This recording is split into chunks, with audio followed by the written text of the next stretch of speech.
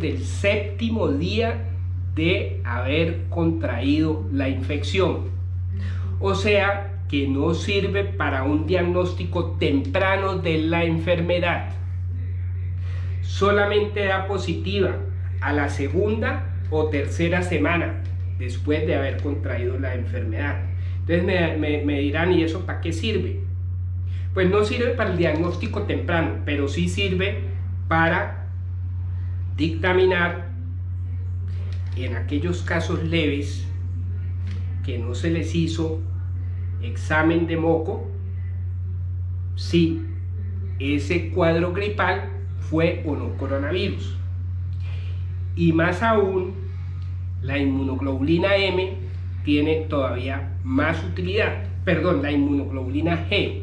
La inmunoglobulina G tiene una gran utilidad, pero la inmunoglobulina G, niveles de inmunoglobulina G en sangre, solamente, o de anticuerpos en sangre de tipo G, solamente aparecen positivos después de 14 o 21 días de haberse adquirido la enfermedad.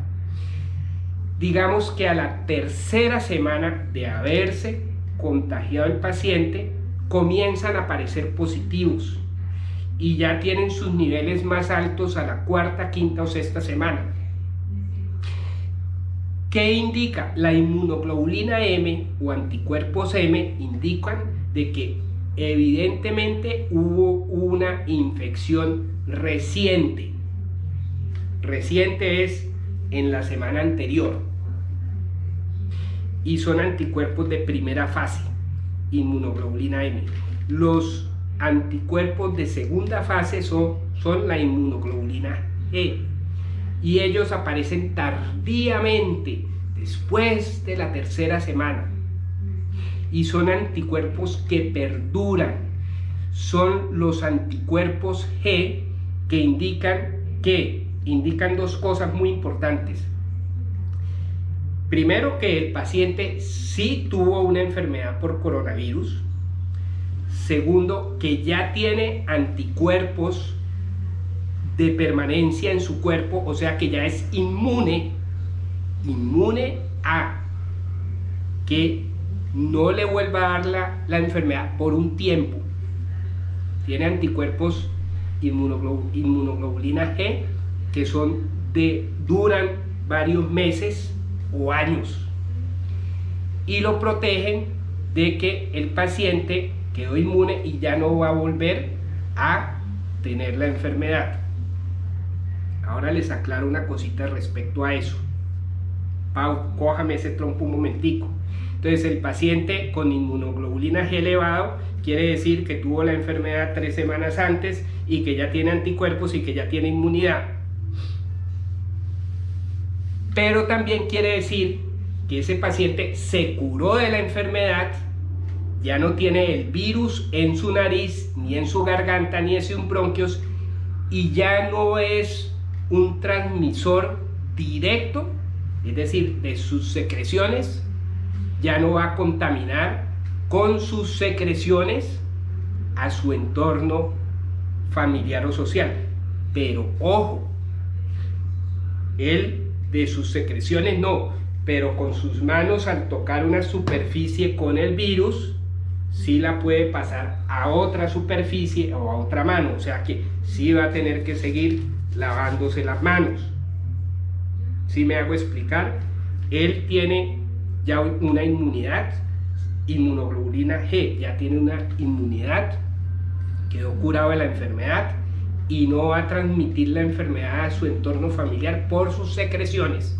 Pero ojo, sí la puede transmitir porque tocó una superficie o una mano de una persona infectada y se la puede pagar a la otra infectada. Entonces, eso no quiere decir que no se va a seguir cuidando en el lavado de las manos. Entonces, para resumir, hay 3 pruebas. La prueba inmediata, rápida, que debe salir en horas.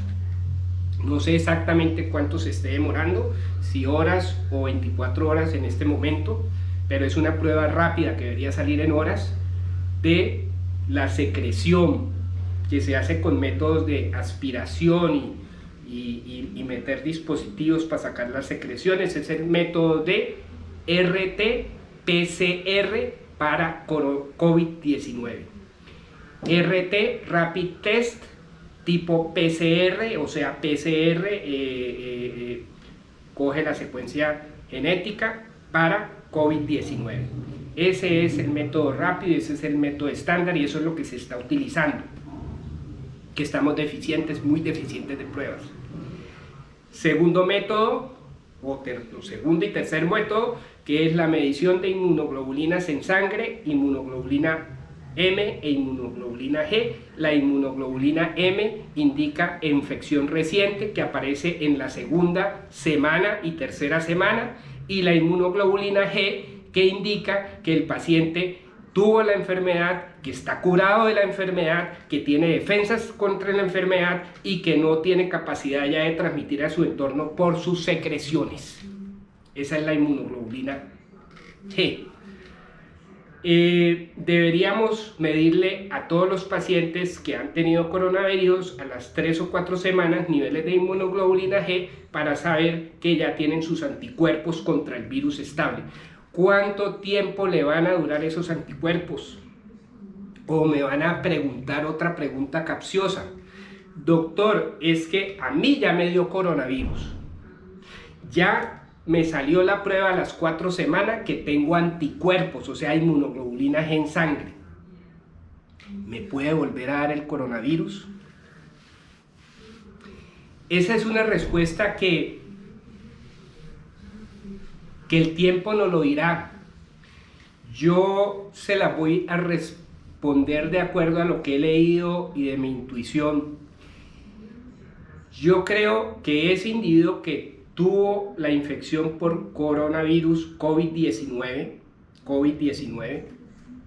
o sea, el coronavirus que se identificó en el 2019, porque hay otros anteriores, ese individuo que desarrolla inmunidad, o sea, inmunoglobulina G o anticuerpos que duran varios meses o años, sí se puede volver a infectar meses o al año.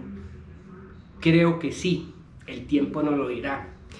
Desafortunadamente creo que sí por dos razones. Primero, parece que la inmunidad, o sea, esos anticuerpos no duran tanto tiempo en niveles suficientemente elevados para protegerlo de infecciones en el futuro.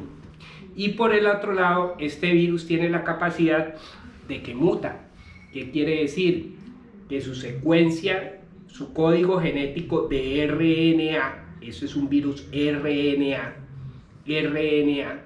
su código genético muta, o sea, cambia, como cambia el virus de la gripa o como cambia el virus del resfriado común.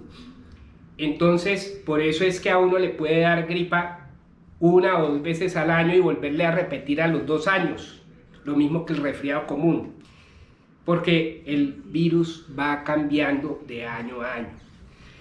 Desafortunadamente, pareciera desde mi perspectiva, lo que he estudiado, lo que he leído de los virólogos, pero el tiempo lo dirá porque apenas es un virus nuevo que estamos conociendo.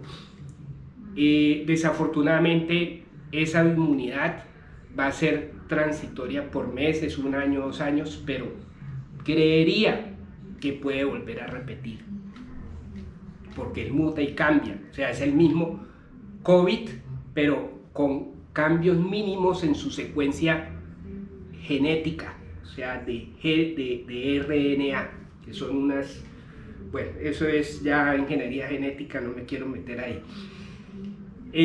Pero la respuesta es sí. No quiero ser desalentador, pero mi respuesta sería sí, creo que con el tiempo puede repetir. No lo sabemos. Pero la buena noticia y lo que yo espero es que los científicos están identificando sustancias antivirales muy inteligentes, y cuando digo sustancias antivirales inteligentes son sustancias que actúan en ciertos puntos específicos de la reproducción del RNA o de la entrada del virus a la célula, etc. Hay muchos puntos donde los ingenieros de farmacología molecular pueden actuar para bloquear el crecimiento del virus dentro de nuestras células. Y yo creo que ya hay algunos medicamentos que se están utilizando, pero que todavía nos falta por avanzar. Está el ritonavir, está el remdesivir, que es el más prometedor, pero no es la respuesta total. Pues tenemos la hidroxicloroquina derivado de la quinina, un antimalárico que también hace de que el virus le cueste trabajo entrar a la célula. Entonces yo creo que en unos meses vamos a tener algo que nos va a ayudar a bloquear la enfermedad. Creo que el tema de la vacuna va a ser más demorado y más cuando es un virus que muta, hace que las cosas sean un poquito más complicadas.